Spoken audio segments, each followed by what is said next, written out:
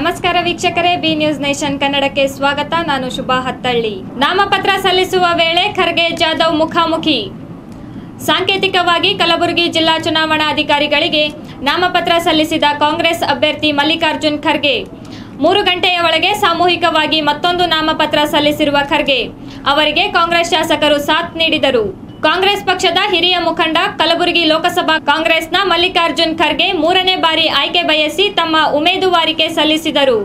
ಜಿಲ್ಲಾಧಿಕಾರಿ ಕಚೇರಿಗೆ ಆಗಮಿಸಿದ ಮಲ್ಲಿಕಾರ್ಜುನ್ ಖರ್ಗೆ ಸಾಂಕೇತಿಕವಾಗಿ ಜಿಲ್ಲಾ ಚುನಾವಣಾಧಿಕಾರಿ ಆರ್ ವೆಂಕಟೇಶ್ ಕುಮಾರ್ ಅವರಿಗೆ ನಾಮಪತ್ರವನ್ನ ಸಲ್ಲಿಸಿದರು. ರಾಜ್ಯಸಭೆ ಮಾಜಿ ಸದಸ್ಯ ಕೆಬಿ ಶಾಣಪ್ಪ, ಕಲಬುರಗಿ ಉತ್ತರ ಕ್ಷೇತ್ರದ ಶಾಸಕಿ ಖನಿಸಾ ಫಾತಿಮಾ, ಅಫ್ಜಲ್ಪುರ್ ಶಾಸಕ ಎಂವೈ ಪಾಟೀಲ್, ಕಾಂಗ್ರೆಸ್ ಮುಖಂಡ ತಿಪ್ಪಣ್ಣಪ್ಪ ಕಮಕನೂರು ಖರ್ಗೆ ಅವರಿಗೆ ಸೂಚಕವಾಗಿ ಸಾಥ್ ನೀಡಿದರು.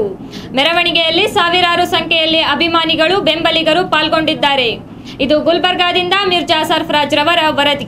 ಮಾತನಾಡಿದ್ರು ಅವರು ಜೆಡಿಎಸ್ ಮತ್ತು ಕಾಂಗ್ರೆಸ್ ಪಕ್ಷದ ಒಂದು ಜಂಟಿ ಅಭ್ಯರ್ಥಿಯಾಗಿ ಇವತ್ತು ನಾನು ನಿಂತಿದ್ದೇನೆ. ಅದರ ಬಗ್ಗೆನೂ ಕೂಡ ಅವರು ಸವಿಸ್ತರವಾಗಿ ಅಲ್ಲೂ ಗಂಜಿನಲ್ಲೂ ಕೂಡ ಮಾತನಾಡೋಕೆ ಹೇಳಿದ್ದಾರೆ.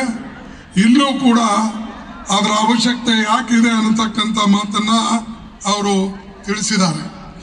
ಅರೆ ಇದು ಹೆಂಗೆ ಅಂದ್ರೆ ನಾನು ಒಂದೊಂದು ಸಾರಿ ನಾನು ಮಾತಾಡೋಕೆ ಹೇಳ್ತೀನಿ, ಮೈನತ್ ಕರೆ ಮುಡುಗಾ ಸಾಬ್ ಒಂಡ್ರಾ ಖಾಯ ಫಕೀರ್ ಸಾಬ್ ಅಂತ. ಕಾಂಗ್ರೆಸ್ದವರು ಪ್ರಯತ್ನ ಮಾಡಿ ನಾವು ಕಾನೂನುಬದ್ಧವಾಗಿ ಕಾನೂನು ಮಾಡಿ ಲಾ ಡಿಪಾರ್ಟ್ಮೆಂಟ್ ಹಿಡ್ಕೊಂಡು ಎಲ್ಲಾ ಪಾರ್ಲಿಮೆಂಟ್ ಸದಸ್ಯರಿಗೆ ಕೈ ಜೋಡಿಸಿ ಸಂವಿಧಾನದ ತಿದ್ದುಪಡಿ ಮಾಡಿಸಿ ನಮಗೆ ಇವತ್ತಿನ ದಿವಸ ಈ ತಿದ್ದುಪಡಿ ಕೊಡೋದ್ರಿಂದ ನಮ್ಮ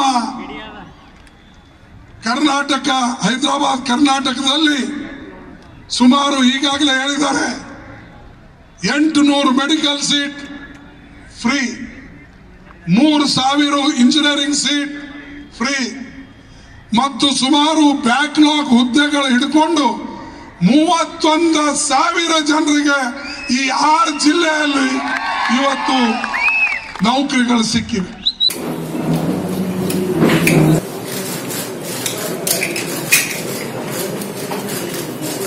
ನಿರಂತರ ಸುದ್ದಿಗಾಗಿ ನೋಡ್ತಾ ಇರಿ B news nation Kannada. B news nation Kannada latest ನ್ಯೂಸ್ಗಳನ್ನು ನಿಮ್ಮ ಮೊಬೈಲಿನಲ್ಲಿ ನೋಡಲು ಯೂಟ್ಯೂಬ್ನಲ್ಲಿ ಬಿ ನ್ಯೂಸ್ ನೇಷನ್ ಕನ್ನಡ ಎಂದು ಟೈಪ್ ಮಾಡಿ, ಸಬ್ಸ್ಕ್ರೈಬ್ ಮಾಡಿ, ಬೆಲ್ ಐಕಾನ್ ಪ್ರೆಸ್ ಮಾಡುವುದರ ಮೂಲಕ ಲೇಟೆಸ್ಟ್ ನ್ಯೂಸ್ಗಳನ್ನು ನೋಡಬಹುದು.